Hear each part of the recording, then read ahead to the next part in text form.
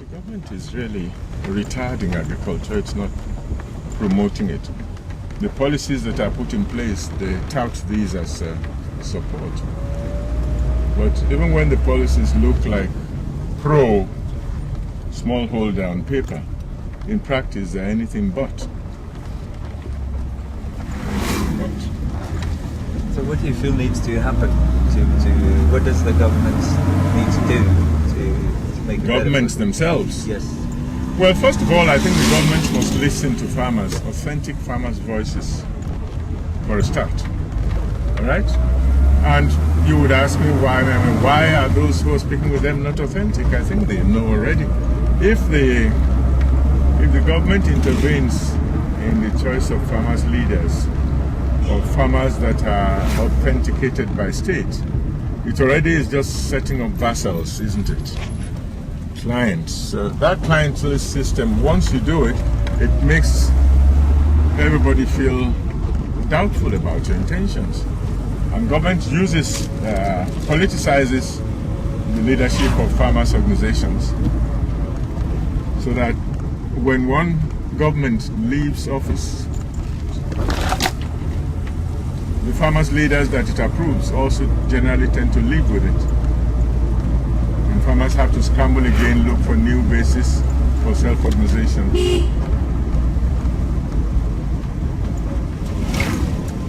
So first of all, government must listen to the authentic voice of farmers, particularly the smallholder farmers.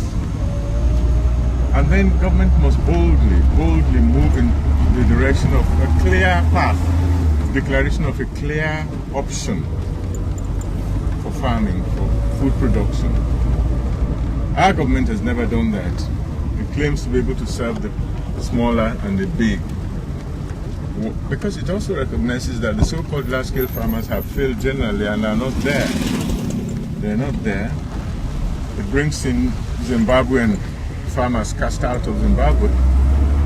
It gives them land support, guarantees, you name it. Things it's never given to farmers in Nigeria. And says, well, it's because our own large-scale farmers have failed. We need these Zimbabweans to teach us how to engage in commercial agriculture. As if the smallholder farmer is non-commercial, has no commercial sense at all. So they must really show the ability to pick a path. And I think only Cuba and a few other countries maybe have boldly institutionalized that choice of sustainable. Yes, see, if you don't do that, anybody can do what they like.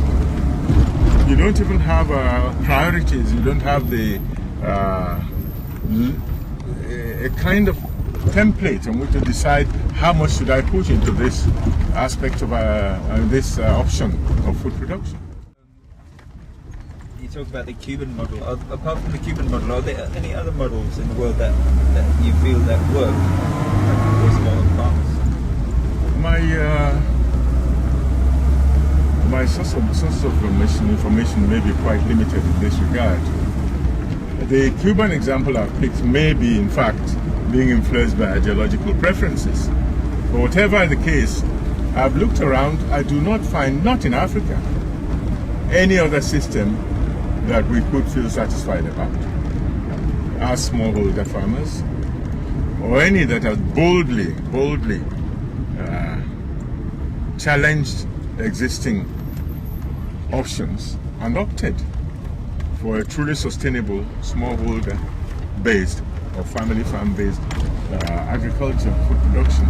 The Senegalese might have, but then I myself sat down and listened to Abdoulaye Wade begging Swaminathan and co. to please bring this second revolution to us. Do it for us the way you've done it for India, please. We will give you citizenship, we will give you this and that. In Dakar, this Dakar Agricole, organized by Wade himself, and he invited us. Olaseinde was there to take a position. All the other heads of states were there.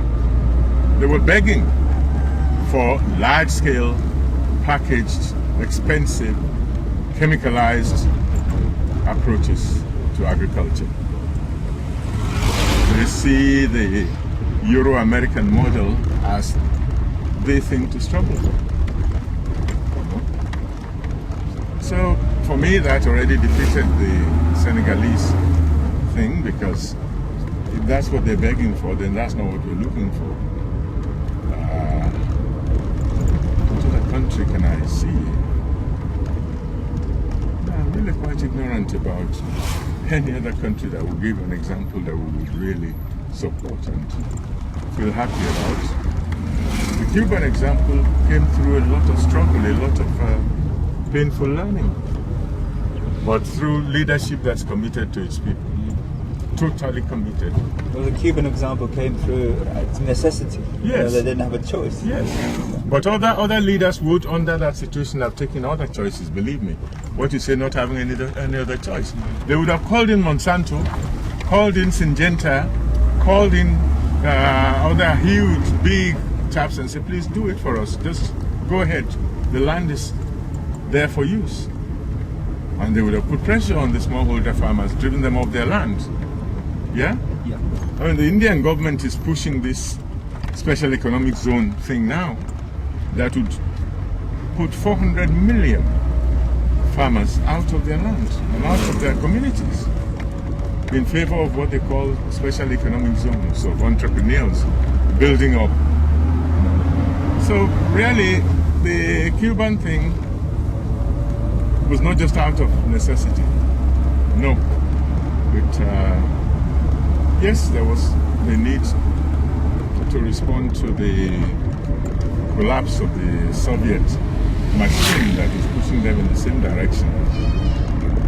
Industrialized agriculture, heavy machinery and all that. But they could have gone other ways, I think. They could have gone any other way.